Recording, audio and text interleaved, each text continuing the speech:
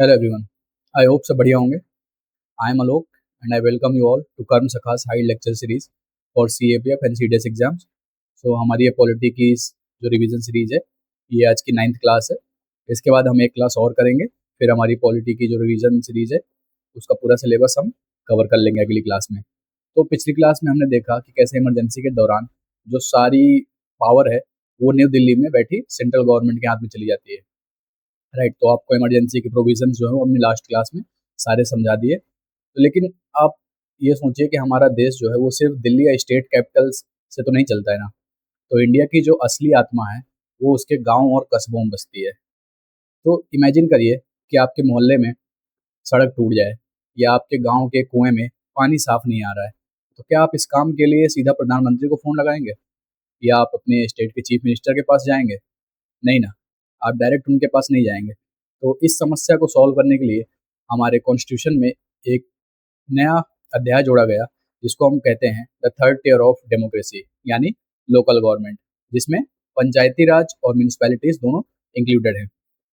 तो आज हम बात करेंगे कि कैसे पावर ऊपर से नीचे बिल्कुल जमीन पर बैठे आम नागरिक तक पहुंचाया गया, जिसे हम कहते हैं डेमोक्रेटिक डिसेंट्रलाइजेशन, तो जिसे हम हिंदी में लोकतांत्रिक विकेंद्रीकरण भी बोलते हैं। तो चलिए, अपने नोटबुक और पेन उठाइए और शुरू करते हैं आज का सेशन। तो ये हमारा आज का टॉपिक है, जैसे आप देख सकते हैं, लोकल गवर्नमेंट, जिसमें हम पंचायती राज और म्यूनिसपैलिटीज पढ़ने वाले हैं। तो फ्रूटफुल होने वाला है सेशन। और पंचायती राज UPSC का भी एक फेवरेट टॉपिक रहा है हमेशा से, इस पे लगातार क्वेश्चंस पूछे गए हैं। तो आप इस सेशन को बहुत ध्यान से पढ़िएगा एंड आई होप सेशन के एंड में आपको सारा कॉन्सेप्ट जो है पंचायती राज का, लोकल गवर्नमेंट का, वो क्लियर हो जाएगा। तो इसमें हम दो चीज़ें पढ़ेंगे, पहले तो पंचायती राज, फिर उसके बाद म्यूनिसपैलिटीज़। तो आइए देखते हैं कि इनका इवोल्यूशन कैसे हुआ और क्या इनकी हिस्ट्री रही है।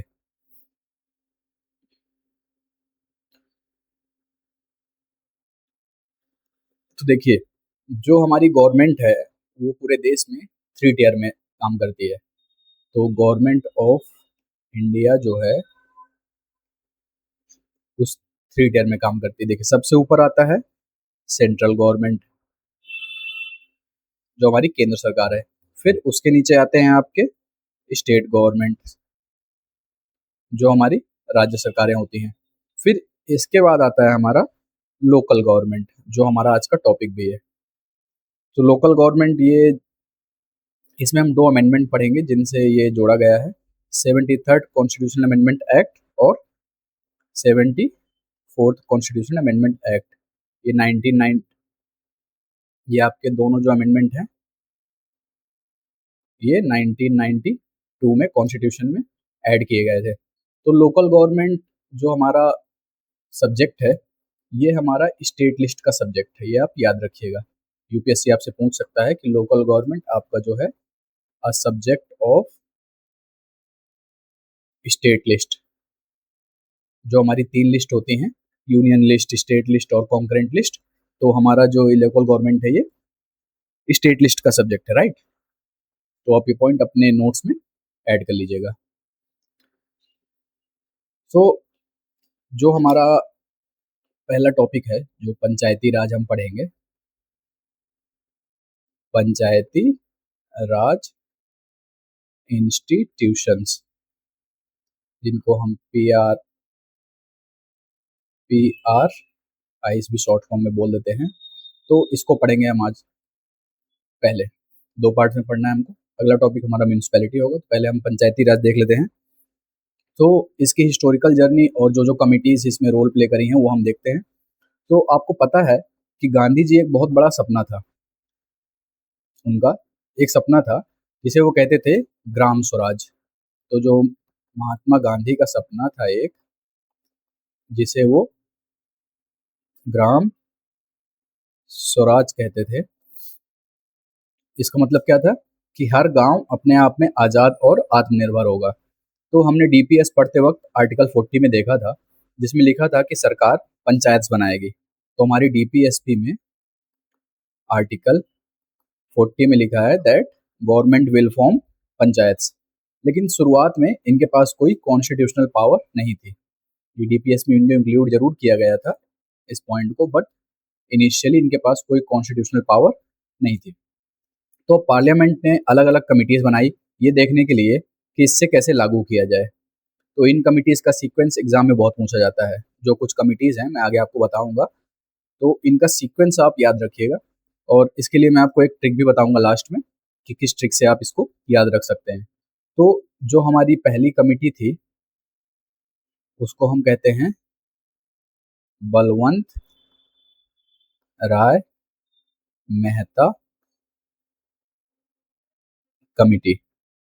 ये हमारी पहली कमिटी थी जिसने इस पे कुछ काम किया था पंचायती राज इंस्टीट्यूशंस पे। तो हम इसको पढ़ेंगे। ये कब फॉर्म हुई थी? 1957 में, राइट। तो इन्होंने क्या कहा था, इसकी रिकमेंडेशन जो थी, ये कमिटी बेसिकली अपॉइंट की गई थी to examine the working of community development programme in 1952।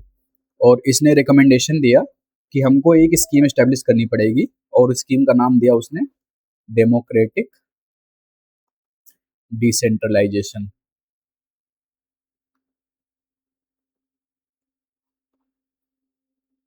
ठीक है, विकेंद्रीकरण करने का इसने रिकमेंडेशन दिया। तो इसने जो रिकमेंडेशन दिया था उसमें आपका 3 टियर सिस्टम था। 3 टियर सिस्टम इसने रिकमेंड किया था। तो वो 3 टियर सिस्टम कौन कौन से थे हम देखते हैं यहाँ पर। जो देखिए, सबसे पहला जो 3 टियर सिस्टम का रिकमेंडेशन था वो बलवंत राय मेहता कमेटी ने ही दिया था, ये आप याद रखिएगा। तो जो पहला टियर इसमें आता है वो है हमारा ग्राम पंचायत। ग्राम पंचायत ये विलेज लेवल पे था, ठीक है। विलेज लेवल पे ग्राम पंचायत बनाने के लिए बोला। फिर इन्होंने बोला कि पंचायत समिति बननी चाहिए दूसरे लेवल पे। ये किस लेवल बनना चाहिए? ब्लॉक लेवल पे। फिर तीसरा टियर में जो तीसरा टियर, इस सिस्टम में जो तीसरा टियर है वो है हमारा जिला परिषद। ये कहाँ होना चाहिए? डिस्ट्रिक्ट लेवल पर होना चाहिए, राइट। तो ये इस कमिटी के कुछ रिकमेंडेशन थे जो आपको याद रखने हैं, इसने कितने टियर का दिया था और उन टियर में क्या क्या इंक्लूडेड था।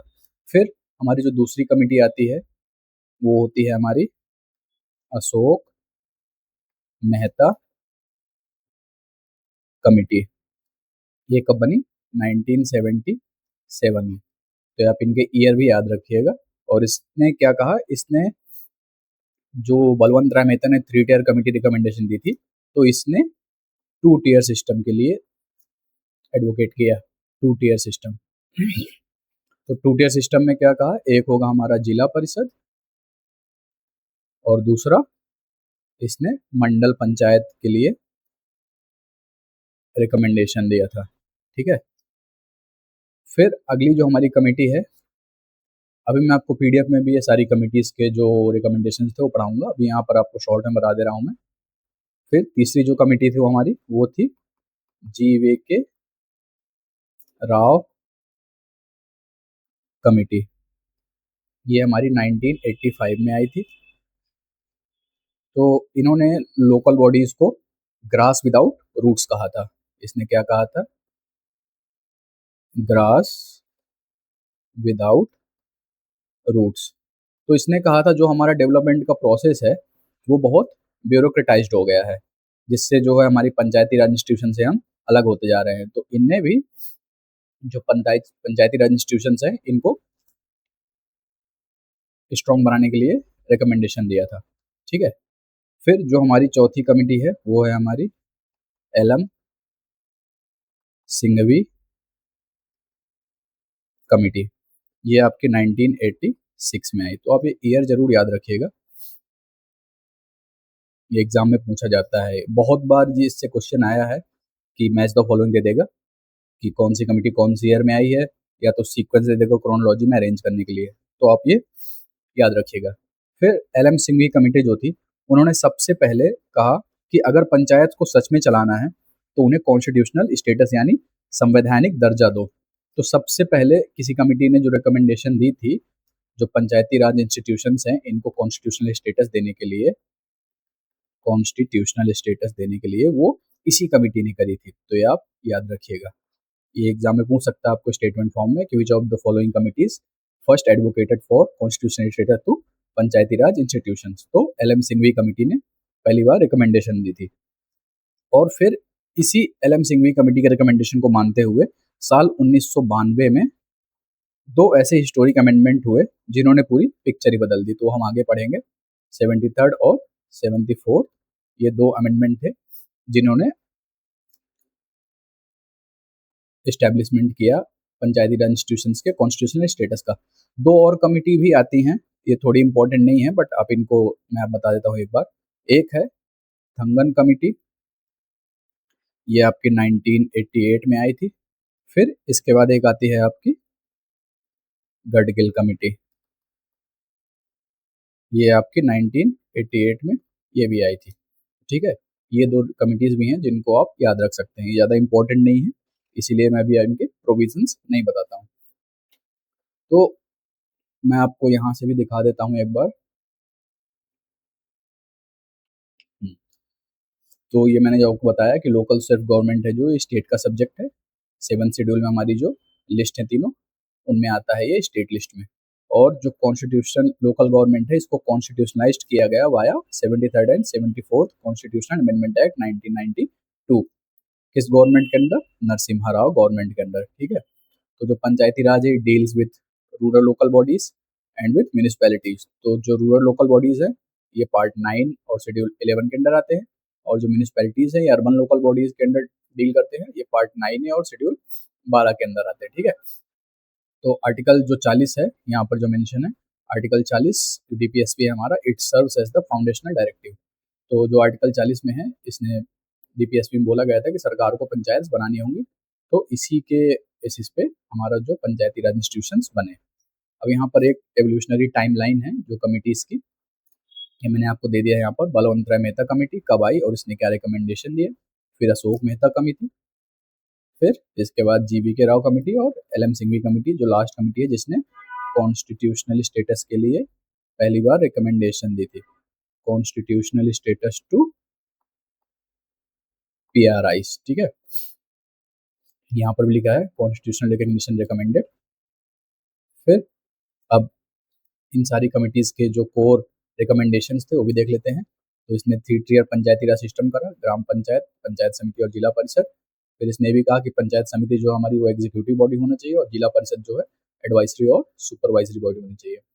तो चलिए एक बहुत इंटरेस्टिंग आपको मैं फैक्ट बताता हूँ, तो अपने नोट्स उठाइए और बहुत इंपॉर्टेंट चीज़ बताने जा रहा हूँ मैं, तो आप ये नोट करके रखिएगा अपने नोट्स में।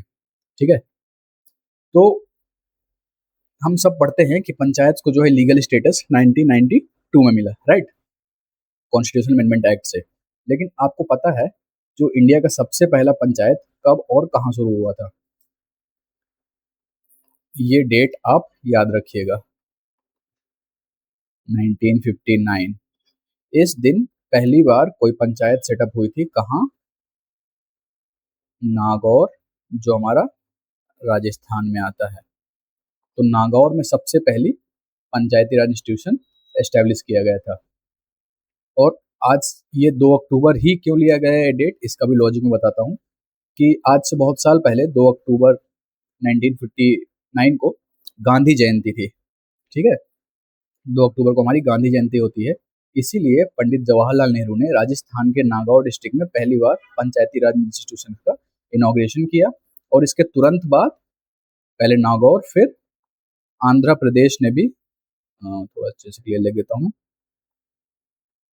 आंध्र प्रदेश ने भी ये अडॉप्ट किया।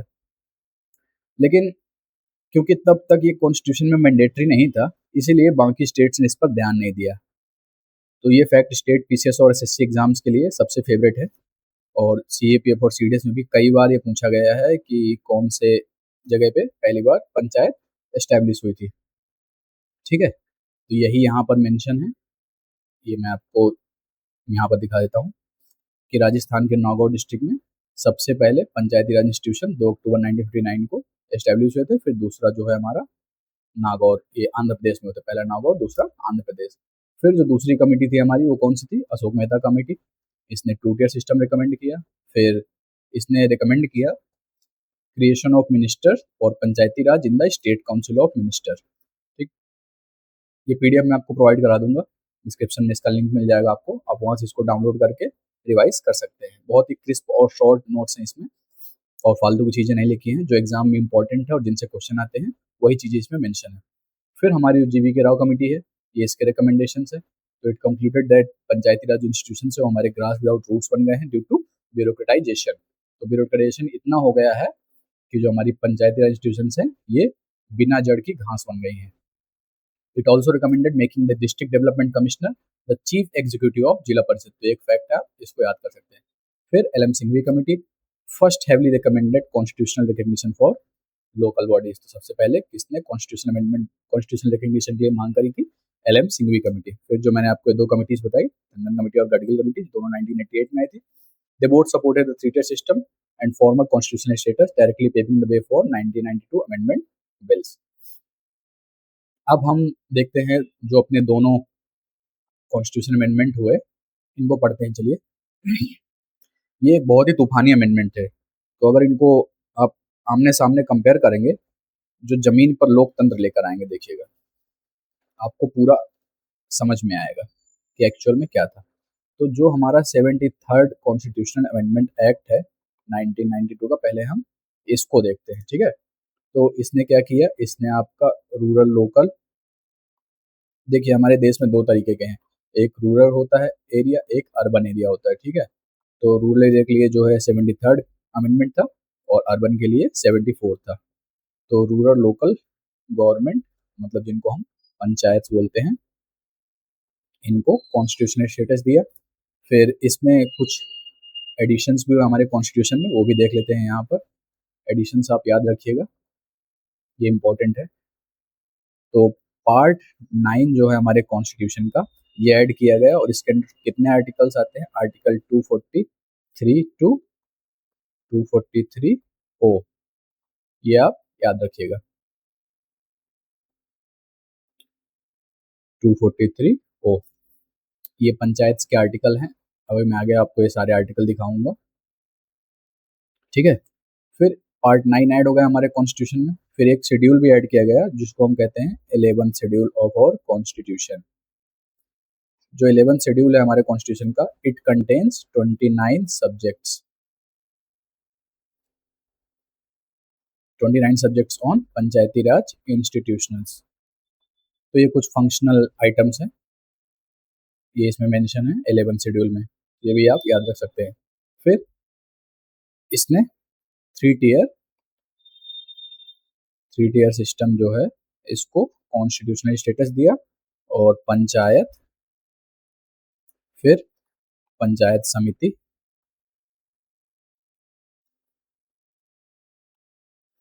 और लास्ट कौन सा है हमारा?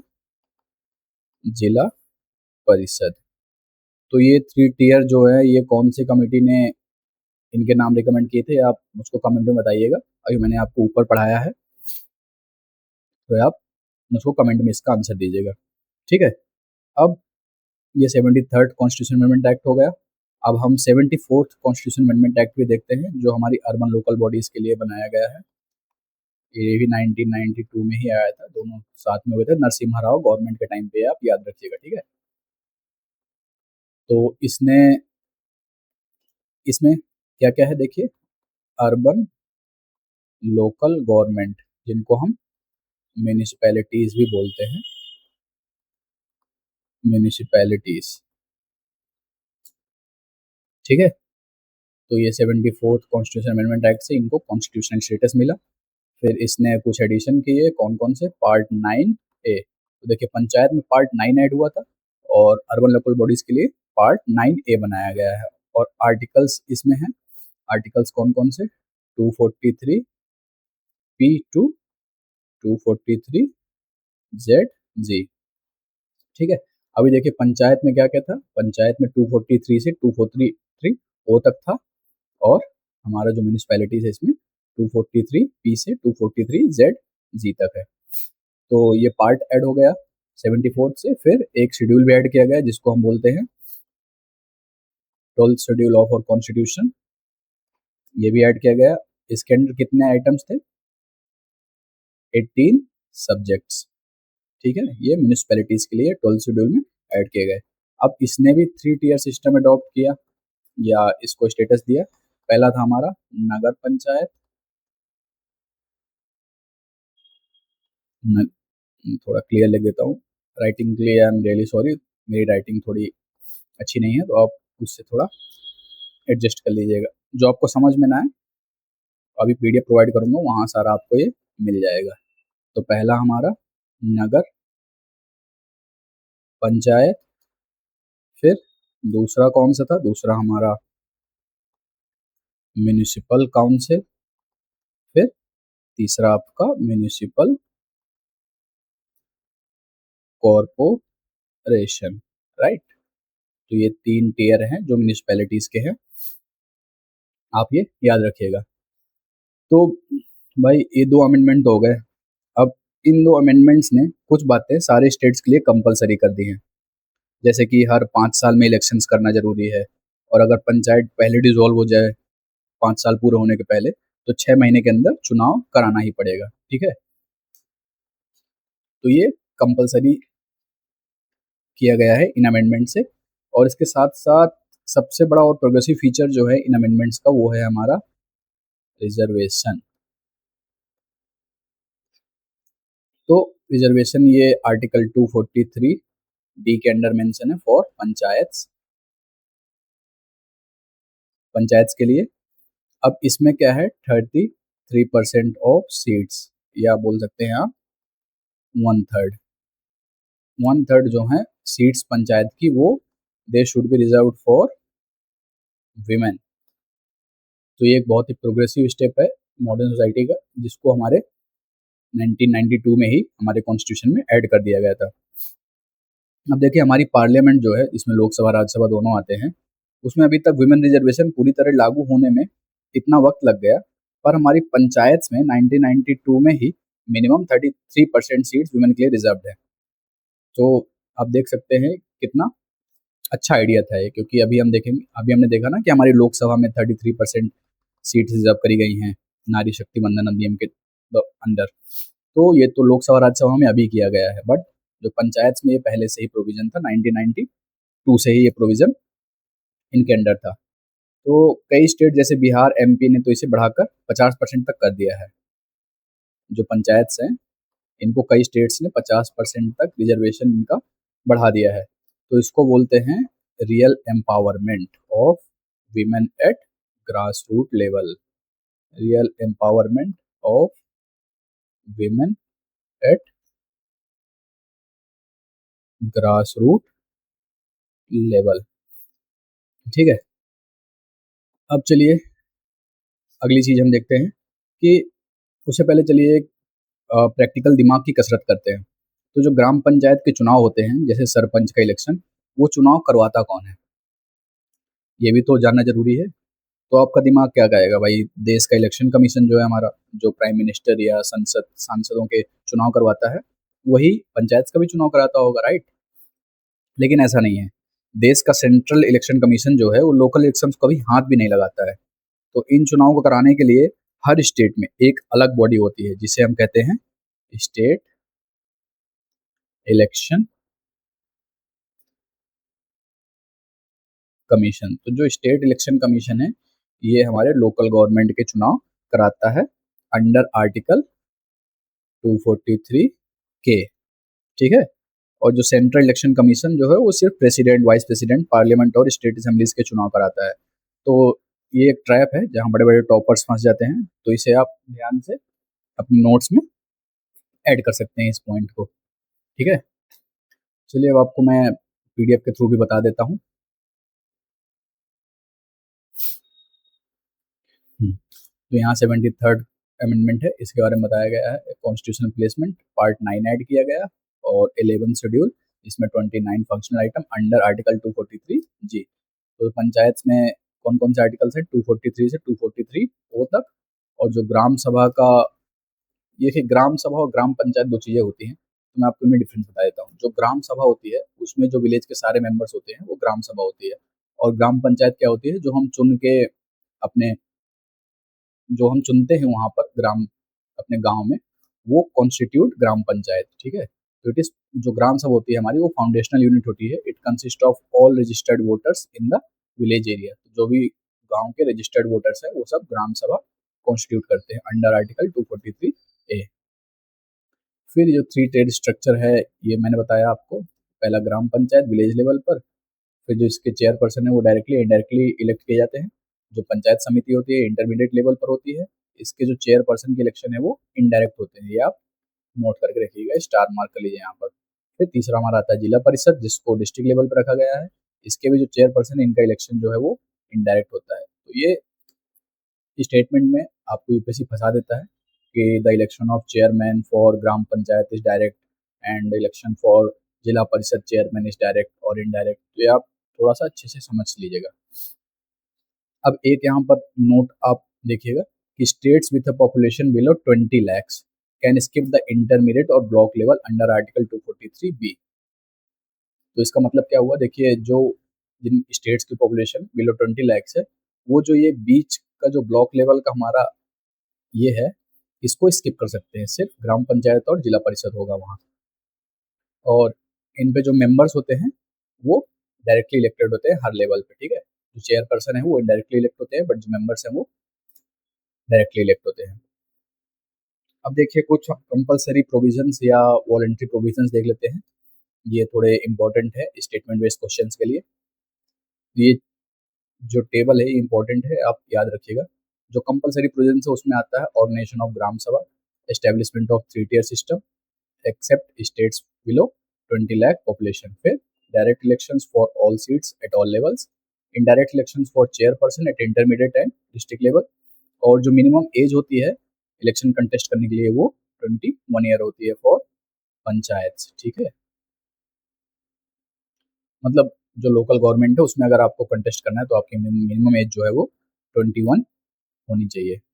ये भी आप याद रखिएगा, आप 18 मत मार करके चले जाइएगा, क्योंकि लोकसभा में क्या होता है, लोकसभा में जो एज होती है वो 25 होती है, बट रूरल गवर्नमेंट या लोकल गवर्नमेंट के लिए एज जो है वो 21 ईयर्स होती है। फिर एक जो ये कंपलसरी प्रोविजन है 1/3 रिजर्वेशन है वुमेन के लिए, including SC and ST women. तो SC और ST वुमेन भी इसके अंडर आती है। फिर reservation for SCs and STs based on population ratio. फिर setting up state finance commission every 5 year. तो स्टेट फाइनेंस कमीशन सेटअप किया जाएगा हर 5 साल में, ये भी एक कंपलसरी प्रोविजन है। और setting up of state election commission जो लोकल गवर्नमेंट के चुनाव कराता है। तो ये सारे कंपलसरी प्रोविजंस हैं। और जो वॉलेंट्री प्रोविजंस है जो मैंडेटरी नहीं है वो सरकार के डिस्क्रिप्शन पे है, वो कौन कौन से हैं, वोटिंग राइट्स टू MP और MLA इन पंचायत, फिर providing reservation for OBC। OBC का जो रिजर्वेशन है that is a voluntary provision, and reservation for SC and STs is a compulsory provision. तो ये आपको याद रखना है। फिर devolution of powers and 29 functional subjects, ये भी एक वॉलेंट्री प्रोविजन है। Granting financial power to levy tax fees and duties, ये भी एक वॉलेंट्री प्रोविजन है। यहाँ इस स्टेटमेंट से यूपीएससी ने प्रीवियस ईयर में क्वेश्चन पूछा हुआ है कि ये वॉलेंट्री प्रोविजन है कंपलसरी। तो कई लोगों को लगता है कि कंपलसरी होगा क्योंकि जो लोकल गवर्नमेंट है उनके पास टैक्स लेने का या ड्यूटीज लेने का अधिकार जो है वो कंपलसरी के अंडर रखा हुआ है, बट नहीं, ये वॉलेंट्री प्रोविजन के अंडर आता है। फिर लास्ट क्या है हमारा, manner of election of gram panchayat और chairperson it left to state legislature. मतलब स्टेट लेजिस्लेचर इसको अपने अकॉर्डिंग जो इलेक्शन है ग्राम पंचायत के चेयरपर्सन के वो डिसाइड कर सकता है, ठीक है। फिर एक यहाँ पर जो इम्पोर्टेंट है वो हमारा पेसा एक्ट ऑफ 1996। तो ये क्या है, panchayat extension to schedule areas act. तो एक्सटेंशन टू शेड्यूल एरियाज, जो हमारे शेड्यूल एरियाज हैं उनमें पंचायती राज एक्सटेंड करने के लिए एक अलग से एक्ट लाया गया है। जो हमारा पार्ट 9 है वो it does not automatically apply to 5th schedule areas, but मतलब जो हमारा पार्ट 9 जो 73rd कॉन्स्टिट्यूशन अमेंडमेंट एक्ट से ऐड किया गया था हमारे कॉन्स्टिट्यूशन में, वो जो है 5th शेड्यूल के अंडर जो एरियाज आते हैं उन पे डायरेक्टली अप्लाई नहीं करता है। तो इसीलिए जो पार्लियामेंट है उसने एक एक्ट लाया जिससे जो 5th शेड्यूल एरियाज है उनमें भी पंचायती राज इंस्टीट्यूशंस का प्रोविजन लाया जाए। तो उसको हम कहते हैं पेसा एक्ट ऑफ 1996। जो 10 स्टेट है हमारे 5th शेड्यूल एरियाज के अंदर, उन पे पेसा एक्ट लगता है, ठीक है। और इसमें जो ग्राम सभा है इसके पास पूरी पावर है to approve plan, safeguard traditional custom और on minor forest produce and mandate prior acquisition और कंसल्टेशन, ठीक है। तो ये आप चीज़ें याद रखिएगा, ये बहुत इंपॉर्टेंट चीज़ें हैं जो डायरेक्टली एग्जाम में पूछी जाती है। तो ये हमने 73rd कॉन्स्टिट्यूशन अमेंडमेंट एक्ट के प्रोविजन देख लिए। 74th का देख लेते हैं, जो म्यूनिसपैलिटीज़ हैं। इसको जो कॉन्स्टिट्यूशनल प्लेसमेंट है, इसने क्या किया, इट एडेड पार्ट 9A, जिसमें कौन कौन से आर्टिकल हैं ये देख लीजिएगा आप। 243P टू 243ZG 12 शेड्यूल को ऐड किया। इसमें 18 फंक्शनल आइटम डाले गए अंडर आर्टिकल 243W। फिर 3 type of municipalities under article 243Q। ये सारे आर्टिकल्स आपको याद होने चाहिए कि किस आर्टिकल के अंडर कौन सा प्रोविजन है और क्या एडिशन किया गया है। रिजर्वेशन के लिए पूछ लेता है कि कौन से आर्टिकल के अंडर है, तो आप सब याद रखिएगा। तो नगर पंचायत, म्यूनिसिपल काउंसिल और म्यूनिसिपल कॉरपोरेशन, ठीक है। फिर जो की कमिटीज अंडर पार्ट 9 है, इनको देख लेते हैं। एक होती है हमारी ward committee. It consist of 1 और more ward mandatory for municipalities having a population of 3 lakh और मोर। ये कौन से आर्टिकल के अंडर आता है, आर्टिकल 243R। तो यहाँ पे नंबर याद रखिएगा और ये आर्टिकल याद रखिएगा, ठीक है। फिर हमारी आती है डिस्ट्रिक्ट प्लानिंग कमेटी। ये आर्टिकल 243ZD के अंदर आती है। It consolidate plan prepared by panchayat and municipalities in the district. तो फोर्थ फिफ्थ जो 80% of its member must be elected by the elected members of जिला परिषद and municipalities in the district. तो ये आप याद रखिए कितने परसेंट मेंबर्स है, 80% ऑफ द मेंबर्स जो है वो इलेक्ट करेंगे, कौन, इलेक्टेड मेंबर्स ऑफ द जिला परिषद एंड म्यूनिसपैलिटीज, ठीक है। फिर मेट्रोपॉलिटन जो प्लानिंग कमेटी होती है, ये कौन से आर्टिकल के अंडर आती है आप याद रखिएगा। It is prepared for metropolitan areas, like हमारा जो मेट्रो सिटीज हो गई, दिल्ली, कोलकाता, चेन्नई, बॉम्बे, तो इनके लिए है। फिर इसके 2/3 of its members must be elected by elected members of municipalities and chairperson of panchayat in that area. तो इसमें देखिए डिस्ट्रिक्ट प्लानिंग कमेटी में कितना है, 80% और इसमें 66%। तो ये आप याद रखिएगा। फिर ये हमारे आर्टिकल्स हैं, जो इंपॉर्टेंट आर्टिकल्स हैं मैंने वही हैं पर लिखे हैं, सारे आर्टिकल्स नहीं लिखे हैं। जो एग्जाम में जिनसे क्वेश्चन आए हैं और जो इंपॉर्टेंट है वो सारे यहाँ पर मेंशन है। तो आप ये PDF डाउनलोड करके यहाँ से रिवाइज कर सकते हैं। क्विक रिवीजन के लिए ये PDF आपके लिए हेल्पफुल होगी एग्जाम से पहले, ठीक है। तो यहाँ पर सारे मैंने आर्टिकल्स मेंशन किए हुए हैं जो जो इंपॉर्टेंट हैं और जिनसे प्रीवियस ईयर में क्वेश्चन आए हैं, बोथ के लिए, पंचायत के लिए भी और म्यूनिसपैलिटीज के लिए भी। तो आप ये PDF डाउनलोड करके यहाँ से पढ़ सकते हैं इनको। सारे आर्टिकल दिए हैं, देखिए स्टेट फाइनेंस कमीशन, म्यूनिसपैलिटीज में कौन सा आर्टिकल है और पंचायत के लिए कौन सा आर्टिकल है, दोनों अलग अलग हैं। तो ये आपको सेपरेटली याद होना चाहिए, ठीक है। अब चलिए कुछ एग्जाम ट्रैप्स देख लेते हैं या कॉन्सेप्चुअल नोट्स जिनको बोलते हैं हम। तो dissolution and election of panchayat. देखिए अगर कोई पंचायत है, म्यूनिसपैलिटीज है, अगर वो अपने टर्म कंप्लीट करने के पहले ही डिसॉल्व हो जाती है, मतलब अगर मान लीजिए 5 साल का जैसे टर्म होता है तो उसके पहले ही अगर डिसॉल्व हो गई, तो जो इलेक्शन है वो 6 महीने के अंदर उनके इलेक्शन होने चाहिए। और जो नई बॉडी आएगी वो फिर पूरा 5 साल नहीं रहेगी, जितना टाइम पीरियड बचा था 5 साल कंप्लीट होने में वो सिर्फ उतने टाइम के लिए सर्व करेगी, ठीक है। लेकिन अगर मान लीजिए कोई पंचायती राज बॉडी है, ठीक है, जो 5 साल पूरा होने के 3 महीने पहले डिसॉल्व हुई, तो अब क्या हुआ, जो गैप है 5 साल कंप्लीट होने में वो 6 महीने से कम है, तो ठीक है। तो इसमें holding election seats not mandatory. तो यहाँ पर मैंने लिखा हुआ है कि the reminder period is less than 6 month, then holding election is not mandatory. तो आप ये याद रखिएगा। फिर दूसरा ट्रैप कहाँ फंसाता है, स्टेट इलेक्शन कमीशन पे, जो मैंने आपको बताया कि जो स्टेट इलेक्शन कमिश्नर होते हैं ये अपॉइंट कौन करता है, गवर्नर। लेकिन ये they can be only be removed in the same manner और द सेम ग्राउंड लाइक जज ऑफ ए हाई कोर्ट, ठीक है। तो ये पार्लियामेंट्री अप्रूवल चाहिए इनके लिए, ये डायरेक्ट गवर्नर नहीं रिमूव करते हैं इनको। और जो स्टेट इलेक्शन कमीशन है, it conduct election only for panchayat and municipalities and not for state legislative assemblies. तो अगर आपसे बोल दे कभी कि जो स्टेट लेजिस्लेटिव असेंबलीज हैं उनके इलेक्शंस कौन कंडक्ट कराता है, तो आपको स्टेट इलेक्शन कमीशन नहीं लगाना। जो हमारा सेंट्रल इलेक्शन कमीशन है वही जो हमारी स्टेट लेजिस्लेटिव असेंबलीज है उनके इलेक्शन कंडक्ट कराता है। तो यहाँ पर आप नहीं फंसना। ये सारे ट्रैप्स हैं जो यूपीएससी पूछता आया है और आगे भी पूछता रहेगा। फिर हम देखते हैं डिस्क्वालिफिकेशन, जो डिस्प्यूट्स है। Any question regarding disqualification of member shall be referred to an authority determined by state legislature, not the governor और the election state election commission. मतलब जो भी अगर कोई डिस्क्वालिफिकेशन कोई डिस्प्यूट आता है या मैटर आता है तो उसको स्टेट लेजिस्लेचर डिटरमाइन करेगा, ना कि गवर्नर और स्टेट इलेक्शन कमीशन, ठीक है। ये भी आप ध्यान से याद रखिएगा। फिर जो हमारे कोर्ट्स बैड, मतलब आर्टिकल जो 243O और 243ZG हैं, they bar the courts from interfering in electoral matters. including the delimitation of constituencies or allotment of seats, except through an election petition presented to such authority by the state legislature. तो article, ये दोनों article आप याद रखिएगा, important है. They bar the court from interfering in the electoral matters of panchayat और municipalities. ठीक है. फिर types of urban local bodies हैं कुछ म्यूनिसिपैलिटीज से अलग.